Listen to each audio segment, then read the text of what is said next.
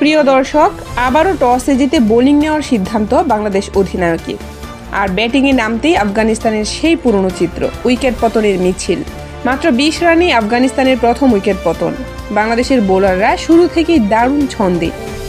তারপরেই নাসুম আহমেদের spin magic, ফিরে গেলেন রহমানুল্লাহ গুরবাজ। আবারও ব্যর্থতা, মাত্র 9 বলে 12 রান করে বিদায়। রশিদ খানের মুখে চিন্তার রেখা স্পষ্ট।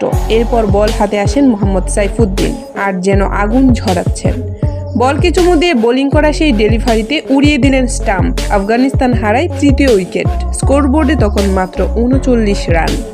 কিন্তু এখানেই থেমে থাকেননি সাইফুদ্দিন। পরের ওভারেই তুলে নিলেন চতুর্থ উইকেট, ফিরিয়ে দিলেন সিদ্দিকুল আদেলকে। 23 বলে 28 রানের ইনিংসটাও থামিয়ে দিলেন সাইফুদ্দিনের নিখুঁত লাইন লেন্থে। এরপর এসেছিলেন আজমতুল উমরজাই, কিন্তু আজ তার ব্যাটেও রান নেই।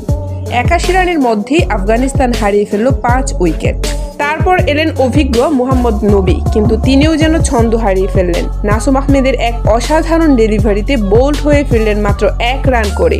শেষ ভরসা রশিদ খানও পারেননি দলকে টেনে নিতে।